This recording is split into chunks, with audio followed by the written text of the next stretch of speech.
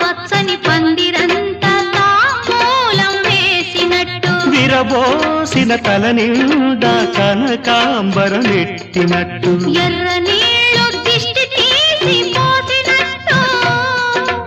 ఎర్ర నీళ్ళు దిష్టి తీసి పోసినట్టు